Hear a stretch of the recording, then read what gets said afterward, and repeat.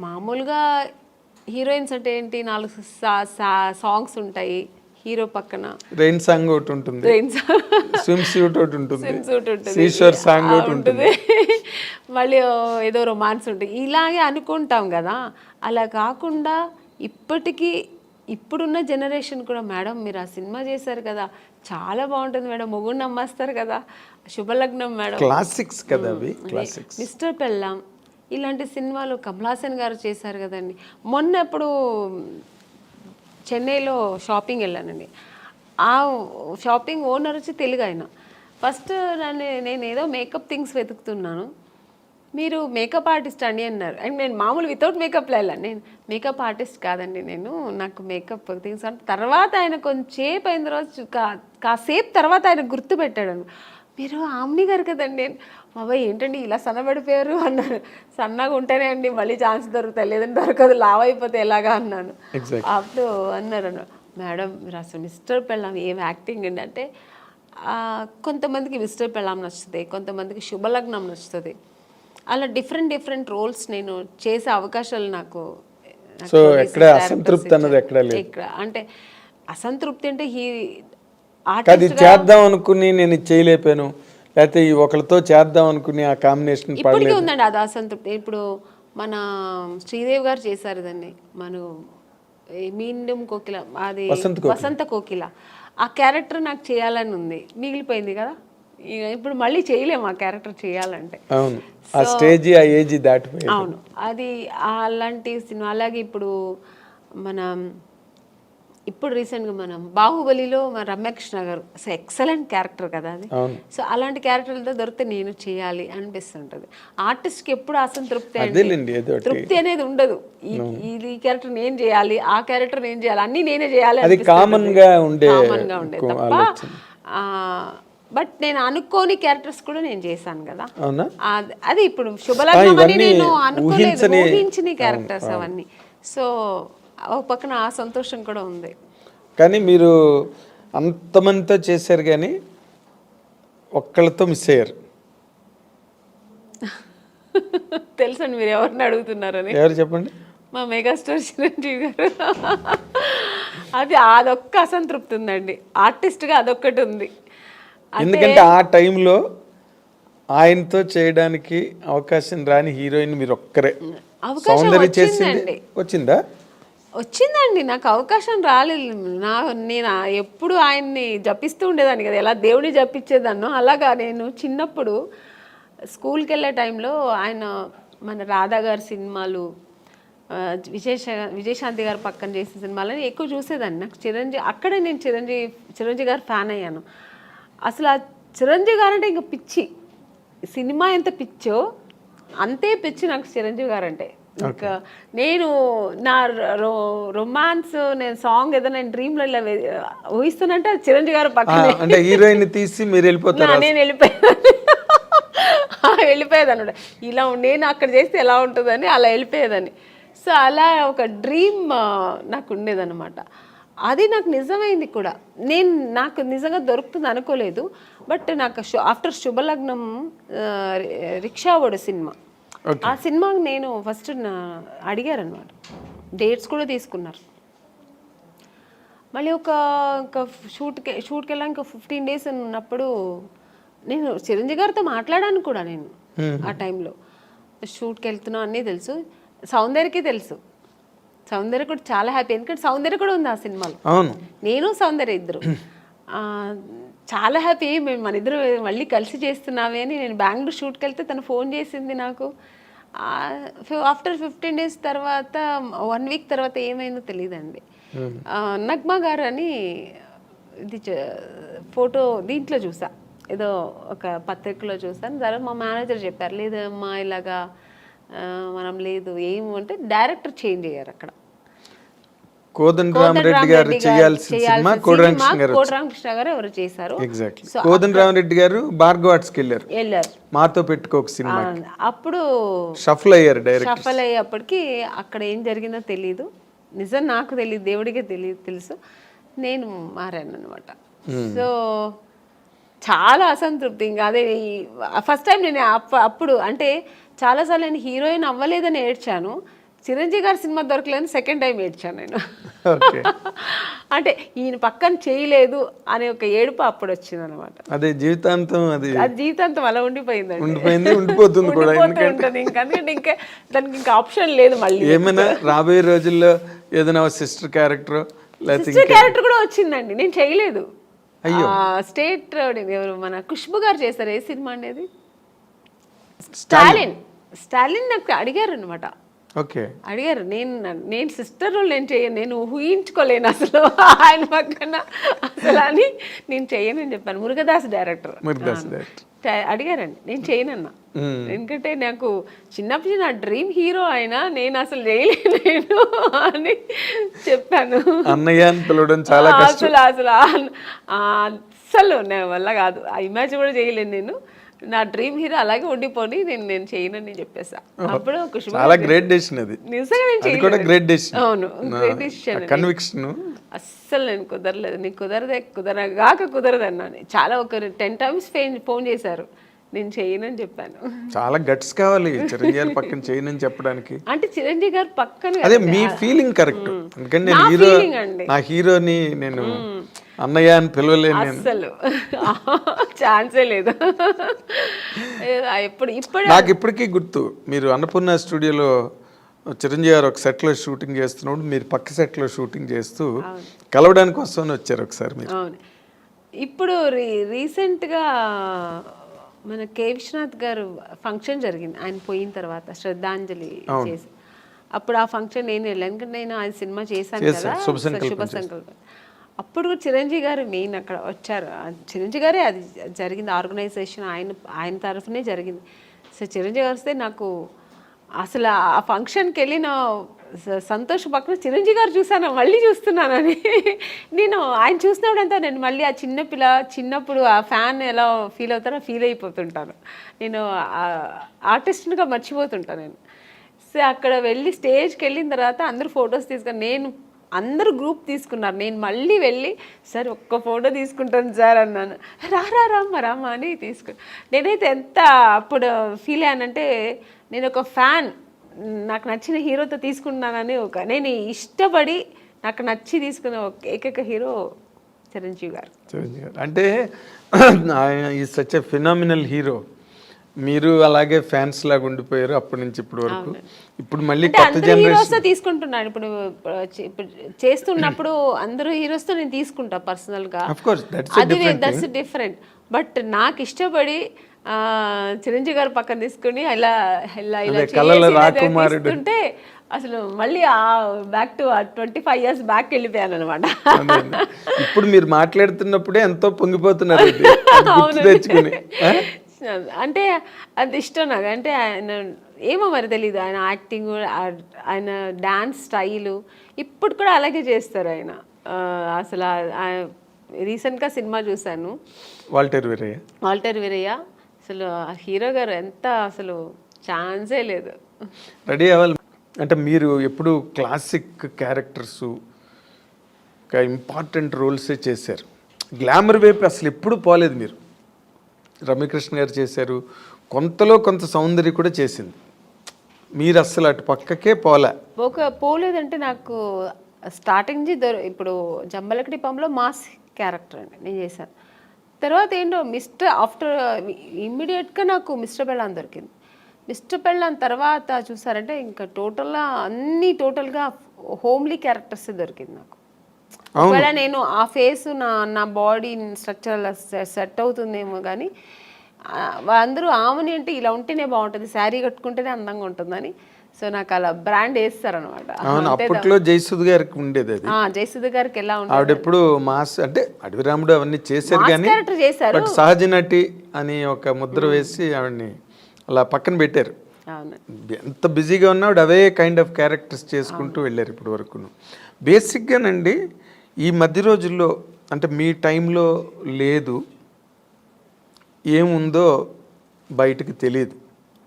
But ఈ రోజుల్లో ఈ కాస్టింగ్ కోచ్ అని మీరు ఒక సీనియర్ యాక్ట్రెస్గా, ఒక సక్సెస్ఫుల్ హీరోయిన్గా, ఒక డిగ్నిటీ అవన్నీ నిలబెట్టుకుని ఇన్నాళ్ళు ఇండస్ట్రీలో కంటిన్యూ అయిన ఒక స్టార్గా ఈ ఈ డెవలప్మెంట్స్ చూస్తున్నప్పుడు మీకు ఏమనిపిస్తుందండి? అంటే ఈ ప్రజెంట్ హీరోయిన్స్ ఫేస్ చేసే ఇష్యూస్ కానీ, లేకపోతే ఇండస్ట్రీలో వచ్చిన మార్పులు కానీ. అంటే హీరోయిన్ ఇప్పుడు ఫేస్ చేసిన ఇది సావిత్రి గారి టైంలో నుంచి ఉందండి. ఓకే. ఇప్పుడు మీరు చెప్పేది ఏంటంటే హీరోయిన్స్ డిఫరెంట్ ప్రాబ్లమ్స్ ఫేస్ చేయాల్సి వస్తుందని. ఆ ప్రాబ్లమ్స్ హీరోస్కి లేదు, హీరోయిన్స్కి మాత్రమే ఉంది. అదే కదా చెప్తారు మీరు. అవును. అది ఇప్పుడు కాదండి, అప్పుడు ఉన్న హీరోయిన్స్ దగ్గర నుంచి ఉంది.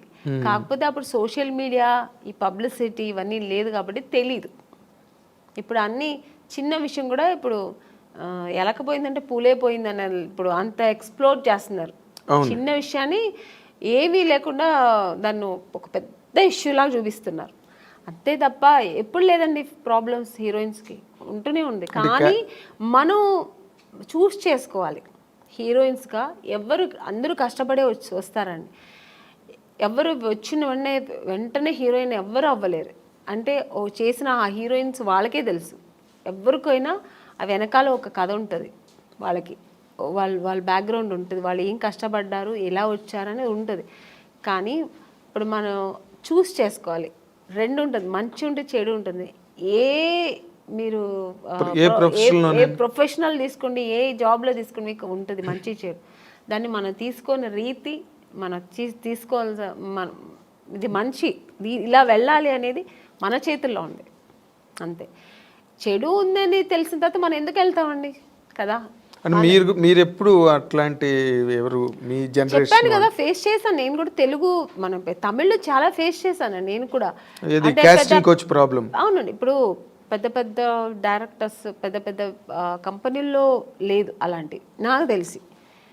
కొన్ని కొత్త కంపెనీస్ వస్తాయి, కొత్త వాళ్ళు వస్తారు, సడన్గా ఆఫీస్ వేసుకుని హీరో. మనకేం తెలుసు వాళ్ళు కొత్త ఏదో హీరోయిన్స్ ఛాన్స్ అంట, మనం వెళ్తాము, ఒక పిలుస్తారు, మేనేజర్ పిలుస్తారు, వెళ్తాం.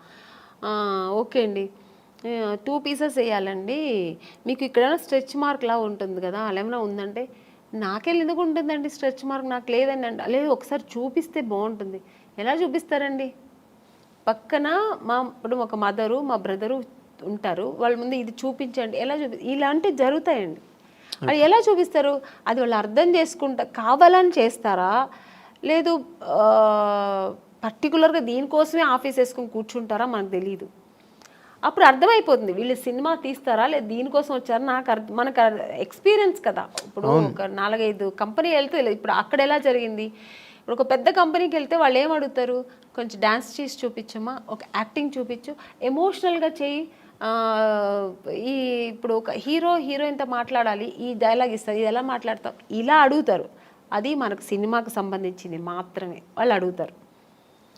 స్ట్రెచ్ మార్క్ చూడాలి, మీకు ఇక్కడ ఏమైనా బ్లాక్ ఉంటుందా, మొన్న ఒక హీరోయిన్ అలాగ వచ్చారు, మేము చూడకుండా వేసుకున్నాం, చూసిన తర్వాత స్పాట్లో చూసాము, మీరు కొంచెం బట్టలు ఇప్పి చూపించండి. ఇలాంటివి కొన్ని కొత్త వాళ్ళు ఉంటారండి. ఇలాంటి వేషాలకు వాళ్ళు దీనికోసం వస్తారా లేదు సినిమా తీయడానికి తెలిసిపోతుంది మనకు. అప్పుడు అర్థమవుతుంది. అప్పుడు లేదు సార్, ఐఎమ్ సారీ, నేను అలా అంతా చేయలేను, నాకు స్విమ్మింగ్ నాకు అసలే తెలియదు, నేను అలాంటి క్యారెక్టర్ కూడా నాకు వద్దని చెప్పి లేచి రావడం అంతే మన పద్ధతి. ఓకే చూపిస్తాను అనేది అది వాళ్ళ ఇష్టం అండి. అది ఎవరిని మేము తప్పు అనట్లేదు, వాళ్ళకి ఇష్టపడి ఓకే నేను దేనికైనా ఓకే నేను చూపిస్తాను అనేది వాళ్ళ మనసు దాన్ని బట్టి ఉంటుంది. నేనైతే మైండ్ సెట్ బట్టి నేనేమంటాను, లేదు సార్ నాకు అది తెలియదని, నేనైతే అలా చేయించాను, మీకు అంత ఇది ఉంటే నన్ను హీరోయిన్గా వేసుకోండి, నేను మీకు 2 పీస్ ఐఎమ్ రెడీ, నేను స్విమ్ సూట్ వేసుకుంటా, కానీ ఇక్కడ బట్టలు ఇప్పి చూపించడం అయితే నేను కుదరదని లేచి వచ్చిన ఎన్నో సన్నివేశాలు నాకు జరిగింది. అలాంటి సిచ్యుయేషన్స్ వచ్చాయి అని వచ్చి అడ్వాన్స్ ఇచ్చిన కంపెనీలు ఎన్నో ఉన్నాయండి. నాకు అడ్వాన్స్ తీసుకున్నా, ఇంటికి వచ్చిన తర్వాత next day phone, madam manager, అప్పుడు మీకు సెల్ ఫోన్ లేదు కదా, ఏదైనా డైరెక్ట్ లేదంటే ల్యాండ్లైన్ మేనేజర్ వచ్చి మాట్లాడు, మేడం ఇలాగా డైరెక్టర్ గారు అక్కడ ఫుల్ ఇది పెట్టుకున్నారు, ఒక స్టోరీ డిస్కషన్ పెట్టుకున్నారు, ఇట్లా ఒక బీచ్ దగ్గర ఇట్లా రమ్మంటున్నారు మిమ్మల్ని, ఫైనాన్షియర్ వస్తున్నారు చూడాలంట. ఫైనాన్సర్ నన్ను ఎందుకు చూడాలి, నాకు అర్థం కాదు. ఫైనాన్స్ ఇప్పుడు చూడాల్సిందే డైరెక్టర్, ప్రొడ్యూసర్ అయిపోయింది. ఇంకా ఎక్కువ అనుకుంటే హీరో చూడాలా, ఓకే హీరో గారు చూడాలి ఎలా ఉంటుంది, నా పక్కనే ఎలా చేస్తుంది హీరోయిన్, ఒక అమ్మాయి ఎలా ఉంటుందో చూడటం, ఇది పద్ధతి. ఫైనాన్సర్ ఎందుకు చూడాలి నన్ను అనవసరంగా, నాకు అర్థం కాదు. కొన్ని రోజుల తర్వాత అర్థమయ్యేది, ఓ దీని ఇంకోటి నాకు ఎక్కడ అర్థమయ్యేదంటే, మమ్మీ వద్దండి మీరు మాత్రం వస్తే చాలంటేనే అర్థమైపోయేది. కారు తీసుకొచ్చారు, ఐఎమ్ సారీ అని నేను రాను. ముందు మన అమ్మగారు అసలే పంపరు, ఒంటరిగా అంటే మా అమ్మ పంపించేది కదండి. లేదండి మా అమ్మాయిని అయితే ఒంటరిగా పంపాము. మా అమ్మ ఒక్కటే అన్నదండి, సినిమా హీరోయిన్ అవ్వాలా అనుకున్నావు, నాన్నగారి దగ్గర పర్మిషన్ తీసుకుని వచ్చాము. లేదు అప్పుడు ట్రై చేస్తున్నాం, అప్పుడు ట్రై చేసే టైంలో ఓకే దొరికితే చేద్దాం, లేదంటే ఉంది మనకు బెంగళూరులో మాకు ఇల్లు ఉంది, హ్యాపీగా అక్కడ వెళ్ళి జాబ్ చేసుకుని, లేదు చదువుతావు చదువు, పెళ్లి చేస్తానో చేస్తా. ఇన్ని ఆప్షన్ ఉన్నప్పుడు మనకు అనవసరం నువ్వు హీరోయిన్ అవ్వాలా, మనం దానికోసం కష్టపడతాం, ఇంకా అడ్డతోవలతో అని మనకు అనవసరం. అలా నేను అలాగే ట్రావెల్ అయ్యానండి. నాకు అలాగే ఒక మంచి కంపెనీ, మంచి డైరెక్టర్స్, హెల్దీ పీపుల్స్తో హెల్దీ, అదే దేవుడు మీ మరో విన్నాడు, తప్పు నాది 100%. కీర్తనల్ని బాగా ఆస్వాదించాడు. ఒక్కొక్క కంపెనీ వెళ్ళొచ్చిన వెంటనే నేను ఫస్ట్ దేవుడా నాకు రేపు ఈ కంపెనీ, రేపు నేను హీరోయిన్ అయిపోవాలి, సెలెక్ట్ అయిపోవాలి, ఇలాగే వేడుకునేదాన్ని. అదే కాకపోతే ఇప్పుడు మీరు ఒకటి గమనించాలి, మీరు అన్నారు ఇందాక సావిత్రి గారి దగ్గర నుంచి ఉన్నాయండి ఇలాంటి ఇండస్ట్రీలోని అని.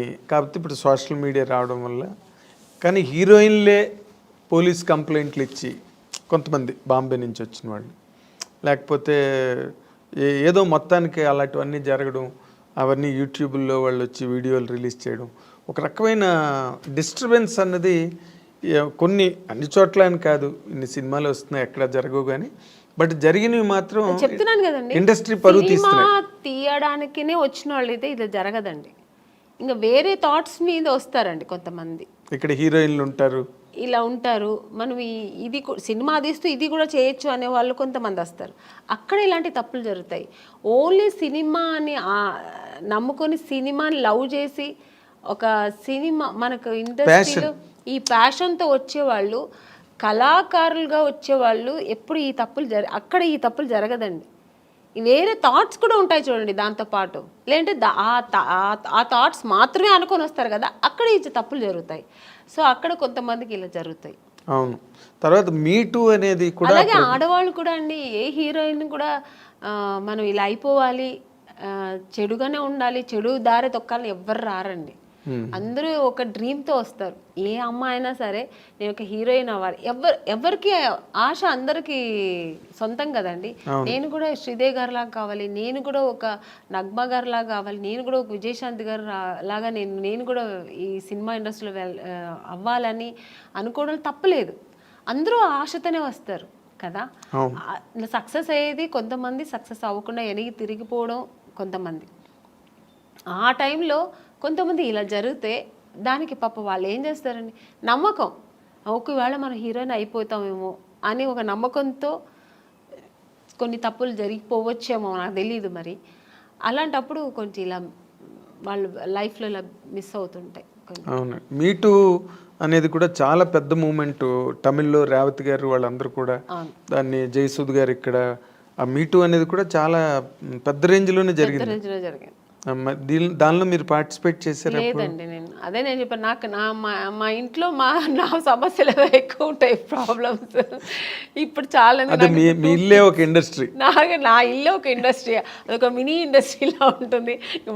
వాళ్ళ ప్రాబ్లమ్స్, పైగా ఇప్పుడు నాకు 2 పిల్లలు, వాళ్ళ చిన్న పిల్లలు, వాళ్ళని చూసుకోవడం, ఫుల్ బిజీ ఉంటానండి. అసలు నేను ఇంటికి వెళ్తే నా ఫోన్ కొంచెం ఫ్రీగా ఉంది మాట్లాడతానంటే ఇక్కడ షూట్లో ఉన్నప్పుడే, ఇక్కడ కొంచెం ఫ్రీగా ఉంటాను. ఇంటికి వెళ్తే 24 అనేది నాకు 26 అవర్స్ అయినా చాలదండి. ఎందుకంటే నా 2 పిల్లలు ఉన్నారు కదా, కొంచెం హైపర్ యాక్టివ్ ఎక్కువ, వాళ్ళు నా ఫోన్ వాళ్ళ దగ్గర ఉంటుంది, నా దగ్గర ఉంటుంది. నేను ఆడుకోవాలి, కొంచెం ఫోన్ ఇవ్వమ్మా, కొంచెం ఫోన్ చేసుకోవాలి, నాకు ఏదైనా మిస్డ్ కాల్ ఉంటుంది, కొంచెం ఇవ్వమ్మా, కొంచెం ఈ నాన్న అని నా పిల్లలతో నేను ఆడుకోవాలి, అలా ఉంటుంది. లేదంటే ఆ ఫోన్ ఎక్కడ పడుతుందో నాకు తెలీదు.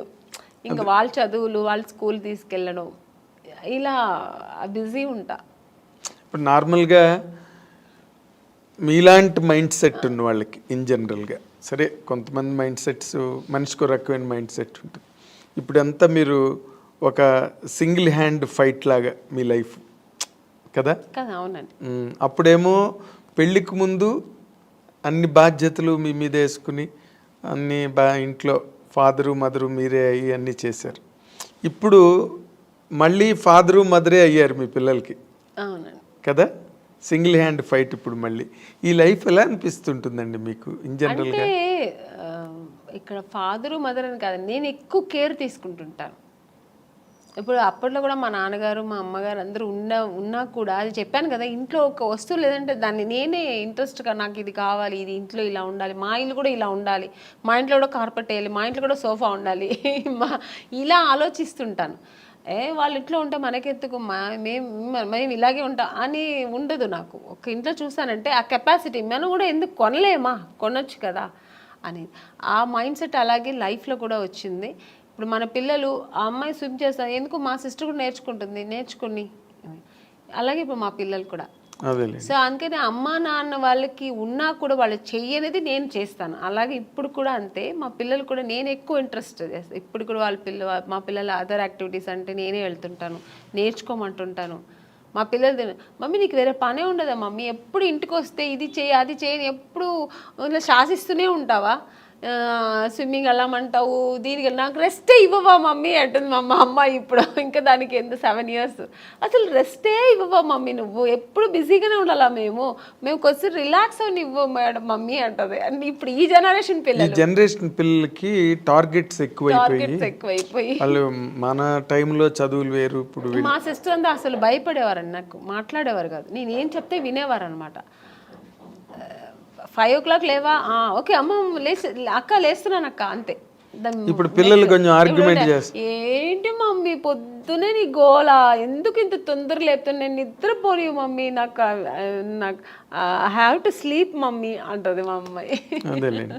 కానీ నేను ఇంకొక చాలా డెలికేట్ ఇష్యూ అండి, బట్ ఈ తరం హీరోయిన్లకి కొంతమందికి మీలాంటి ఒక సీనియర్ యాక్ట్రెస్ చెప్పే మాటలు వాళ్ళకి హెల్ప్ కావచ్చు. ఒక్కొక్కసారి ఒక ఇంటర్వ్యూలో మాటలు విన్నప్పుడు మీరు ఇంత ఒక డొమెస్టిక్ మైండ్ సెట్, ఒక హౌస్ వైఫ్కి ఏం కావాలో ఆ అవసరమైన ఆ మానసిక పరిణితనండి, పరిపక్వతనండి, అన్ని వైపుల నుంచి అన్ని జాగ్రత్తగా సంరక్షించుకుంటూ వచ్చే ఒక లైఫ్ స్టైల్ మీది, మైండ్ సెట్. కానీ but where the mistake happened అండి మీ పర్సనల్ లైఫ్లో? నాకేం మిస్టేక్ ఏం జరగలేదండి. మిస్టేక్ ఏముంది, మిస్టేక్ అంటే ఇప్పుడు హీరోయిన్గా ఉన్నాను, కొన్ని అదే హీరోయిన్ అవ్వడానికి ఏం ఫేస్ చేయాలో చేశాను, హీరోయిన్ అయ్యాను. అంటే ఫేస్ చేశానంటే ఎక్స్పీరియన్స్ అయింది తప్ప, ఇలా ఉండాలి, ఓకే ఇదిగా నెగటివ్స్ లేదు, ఇలా ఓకే ఇది ఉందా, నెగటివ్ ఉందా మనకొద్దు, ఓకే దూరంగా ఉందాం, ఓకే నెక్స్ట్ మంచి జరిగింది, హీరోయిన్ అయ్యాను. పెద్ద డైరెక్టర్ గంగేమ్రన్ గారు, ఇక్కడ తెలుగులో ఈవి సత్యనారాయణ గారు, చేశాను. ఓకే ఐ లక్, దేవుడు గాడ్ గ్రేస్. అలాగే ఇంకా మ్యారేజ్ లైఫ్లో కూడా ఒక మ్యారేజ్ చేసుకున్నాను, నాకేం పెద్ద టెన్షన్స్ లేదు. నేను అనుకున్నట్టే నేను ఎలా ఉండాలనుకున్నా అలాగే ఉంటున్నాను హ్యాపీగా. నాకు అక్కడ ఏం రిస్ట్రిక్షన్స్ లేదు, ఏ ఫోర్స్ లేదు, నేను ఎలా ఉండాలో అలా. ఇంట్లో ఫ్రీ బర్డ్ నేను. కానీ చాలా విచిత్రమైన విషయం, అందరూ విచిత్రంగా ఆమన్ గారి విషయంలో ఫీల్ అయ్యేది, మీరు చాలా దైవభక్తురాలు, సంప్రదాయవాది, అసలు 16 అణాల హిందూ అమ్మాయి, ముస్లిం పర్సన్ని ఎలా చేసుకోవడం అన్నది అసలు సంథింగ్. అంటే నాకు మతాల మీద నమ్మకం లేదండి. నాకు రిలీజియన్ అనేది ఏం లేదు, ఆడ మగ అంతే. అంటే ఇప్పుడు నేను పెరుమాళ్ బాలాజీని ముక్తా అంటే అది నా ఇంట్రెస్ట్, నాకు అది ఇష్టం. అందుకని అల్లా ముక్తున్న తప్ప నేను అనట్లేదు, జీసస్ ముక్త తప్పనట్లేదు. జీసస్ నాకు ఇష్టమైతే నేను ఇప్పుడు నాకు కూర్చున్నప్పుడు చర్చికి వెళ్ళాలి అనిపిస్తే వెళ్తాను. అలాగా నాకు చర్చికి వెళ్ళే వాళ్ళు చాలా మంది అలాగే నాకు ఫ్రెండ్స్ కోసం కూడా రిలీజియన్ మతాల మీద పెద్ద ఇదేం లేదు నాకు. సో అందుకని నాకు ఆ ప్రాబ్లమ్స్ లేదు. కానీ నాకు ఇష్టం పూజలు చేయడం, ధ్యానం చేయడం, మంత్రాలు చదవడం, ఇవి నాకు ఇంట్రెస్ట్, అది నేను చేసుకుంటా. అందుకని వేరే వాళ్ళ మీద నువ్వు ఇలాగే చేయాలి, ఇదే నమ్మండి, ఇది చేయండి అని నేను ఎవరిని ఫోర్స్ చేయను. వాళ్ళు చేస్తున్నది కూడా నేను తప్పని నేను అన్నాను. అదే రుద్దరు మీ అభిప్రాయం ఎదుటి వాళ్ళ మీద రుద్దను. వాళ్ళు చేస్తున్న అంటే మీ మదర్ వైపు నుంచి కానీ ఎప్పుడు అపోజిషన్ రాలేదా? నాకు ఏది ఇష్టమో ఎవరు నన్ను ఎప్పుడు ఏమనలేదండి. ఓ గ్రేట్. మా అమ్మగారు ఒక్కటే, నువ్వు ఎవరైనా పెళ్లి చేసుకో, ఎలాగైనా చేసుకో, ఎలా అయినా ఉండు, సినిమా ఇండస్ట్రీని వదలద్దు. ఎందుకంటే అమ్మ నేను ఎంత కష్టపడ్డానో నాతో పాటు అమ్మ కష్టపడింది. అవును, ఎక్కడా కూడా అమ్మ నన్ను కష్టపడనివ్వకుండా ఆవిడ కష్టాలు అనుభవించినా నన్ను హీరోయిన్ చేసింది. అలాంటి ఒక ఇండస్ట్రీని హీరోయిన్ అవ్వడానికి ఎన్ని కష్టాలు పడ్డావు, అలాంటి ఒక ఇండస్ట్రీని వదలొద్దు. నువ్వు ఇష్టపడి వచ్చావు, ఆ కళామ తల్లి నిన్ను అనుకుని నీకు ఇచ్చింది, ఆ కళామ లైఫ్ లాంగ్ కొనసాగించు. ఇప్పటికీ మీ మదర్ నాతోనే ఉన్నారు. ఇప్పటికీ మీరు ఇంటికి ఎప్పుడైనా సడన్గా వెళ్తే కూడా నేను చెప్పలేదు, ఎప్పుడు సడన్గా వెళ్తే మా అమ్మ ఒక టీవీ ఉంటుందండి ఎప్పుడు ఆవిడ ఇప్పుడు రిలాక్స్ అయిపోయింది కదా, ఎప్పుడు ఆ టీవీలో ఆమెని సినిమా, ఆమెని ఇంటర్వ్యూ, ఆమెని సాంగ్స్ ఇదే పోతుంటుంది అంతే. ఆవిడ అది నేను అంటే నీకేమైనా పిచ్చి పట్టిందమ్మా, ఎప్పుడు నాదే చూస్తున్నా, అసలు నాకు విని నాకు విసిగెత్తింది, వేరే ఏదైనా పెట్టమ్మా అంటే అలా అమ్మ చాలా ఇష్టపడుతుంది, ఆ ఫీల్డ్ని ఇష్టపడుతుంది. నేను చేయడం అనేది ఆవిడకి అంతకంటే ఇష్టం. సో అందుకని నన్ను ఎప్పుడు అమ్మ నేను షూటింగ్ వెళ్తానంటే నాకంటే ఎక్కువ సంతోషపడేది మా అమ్మాయి ఇప్పటికీ. అంటే మీరు షూటింగ్ వెళ్తున్నావమ్మా, ఓకే ఓకే అంటారు. అదే ఆనందం, బికాజ్ మీరు పడ్డ కష్టానికి దొరికింది అంత సక్సెస్ దొరికింది. ఆ సక్సెస్ ఇప్పుడు అలాగే ఉండాలి, ఆ ఇండస్ట్రీని వదలొద్దు అంటుంది అమ్మ. ఎగ్జాక్ట్లీ. అంటే ఇప్పుడు మీరు ముస్లిం పర్సన్ చేసుకున్న కారణంగా ముస్లిం మతం తీసుకోవడం అలాంటివి ఏం చేయలేదా మీరు? ఏమీ లేదండి. నేను ఎలా మైసెల్ఫ్ నేను ఎలా ఉన్నాను అలాగే ఉన్నాను, అలాగే ఉంటూ ఉంటాను. నాకు ఏది అలాంటి ఒక ప్రాబ్లమ్స్ ఏమీ లేదు, గొప్ప విషయం అది. ఎప్పుడు లేదు, ఇప్పుడు లేదు, ఎప్పుడు లేదు. ఎందుకంటే చాలా మంది వెంటనే ముస్లిం మతం తీసుకుని, అంటే ముస్లిం అని కదా ఏ మతం వాళ్ళని చేసుకుంటే, నేను అలా ఉంటే అసలు నాకు అలాంటి కాంట్రవర్సీ నాకు ఫస్ట్ ఆఫ్ ఆల్ నచ్చదు. ఇలా ఉంటేనే అలాగా ఫోర్స్ అసలే నచ్చదు నాకు. ఓకే, నాకు ఎప్పుడు నాకని కొన్ని ఎథిక్స్, కొన్ని ఫ్రీడమ్స్ ఉంటాయి. అది ఏ విషయంలో అయినా, ఇది ఒక మ్యారేజ్ అనే కాదండి, పిల్లల విషయంలో కూడా అంతే. ఇప్పుడు నేను పూజ చేస్తున్నా అంటే నన్ను డిస్టర్బ్ చేయకూడదు 1 hour, నా పిల్లలైనా సరే. నేను నెమ్మదిగా నేను అనుకున్న పూజ నేను జరిపించేయాలి, అలా అనుకుంటాను, అది నాకు జరగాలంతే. సో ఇప్పుడు ఈ ఇంత లాంగ్ స్ట్రెచ్ ఆఫ్ లైఫ్, అవతల కెరీరు, ఫ్యామిలీ లైఫ్, ఇవన్నీ కూడా ఇప్పుడు ఒకవేళ ఫ్యామిలీ లైఫ్లో ఏదైనా వచ్చిన డిస్టర్బెన్సెస్ని కూడా మీరు అన్నిటినీ ఓవర్కమ్ చేసే మెంటల్గా బాగా సెట్ అయి ఉన్నారండి, లేకపోతే స్టిల్ యూ ఫీల్ ఫస్ట్? ఏమీ లేదు, నాకు అసలు ఏ ప్రాబ్లమ్స్ లేదు మెంటలీగా కానీ, నాకు అసలు ఆ మానసిక ప్రాబ్లం ఏమీ లేదండి. హ్యాపీగా ఉన్నా, ఐఎమ్ వెరీ హ్యాపీ. నాకు మెయిన్ ఫస్ట్ నాకు ఇండస్ట్రీ అండి, నేను ఇష్టపడి వచ్చిన ఇండస్ట్రీ. సో అది హెల్తీగా నాకు ఇప్పటి వరకు నేను వెళ్తున్నా జర్నీ. సెకండ్ నా పిల్లలు, నా ప్రపంచం ఇదే, నా ప్రొఫెషనల్, నా పిల్లలు, ఇది నా ప్రపంచం. దీని తర్వాత ఏదైనా ఆలోచిస్తాను, దీని తర్వాత సెకండరీ, ఇంటికి సెకండరీ. నేను ఇక్కడ వస్తే నా ప్రొఫెషనల్ ఓన్లీ, నీ ఫోకస్ దీంట్లోనే ఉంటుంది. ప్యాకప్ అంటే నెక్స్ట్ ఫ్లైట్ ఏది ఉంటే వెళ్ళిపోతుంటా ఇంటికి, ఎందుకంటే నా పిల్లలు వెయిటింగ్ అక్కడ, ఎందుకంటే వాళ్ళు చాలా మిస్ అవుతుంటా. సో జయసుద్ గారు కూడా 6 రోజులే ఎట్ ఏ స్ట్రెచ్ షూటింగ్ చేసి మళ్ళీ 3 days బ్రేక్ తీసుకున్నారు. నేను బ్రేక్ తీసుకోనండి, నాకు బ్రేక్ వస్తుంది. ఇప్పుడు వచ్చింది అనుకోండి, ఇప్పుడు 3 days బ్రేక్ వస్తుంది, వెళ్ళిపోతా. ఫస్ట్ నా పిల్లలు వాళ్ళు నా కోసం వెయిట్ చేస్తాను, మమ్మీ మమ్మీ అని ఎప్పుడు ఫోన్లో, ఎప్పుడు వస్తావు మమ్మీ, ఎప్పుడు వస్తా, ఆ పిలుపుకు వెళ్ళిపోయి ఫస్ట్ ఇంకా వాళ్ళతో ఎన్ని టెన్షన్స్ ఉన్నా వాళ్ళతో వెళ్తే మొత్తం నేను ఇంకా అక్కడ మర్చిపోతాను అన్నీ. వాళ్ళ టెన్షన్స్, వాళ్ళని స్కూల్కి తీసుకెళ్ళడం, మార్నింగ్ వాళ్ళు రెడీ చేయడం, వాళ్ళని స్కూల్ నుంచి తీసుకురావడం, వాళ్ళకి ఏది మంచి కావాలి చెడు కావాలి వండి పెట్టడం, వాళ్ళని బయట తీసుకెళ్ళడం, ఇంకా వాళ్ళ విషయంలో బిజీ ఉంటాను అన్నమాట.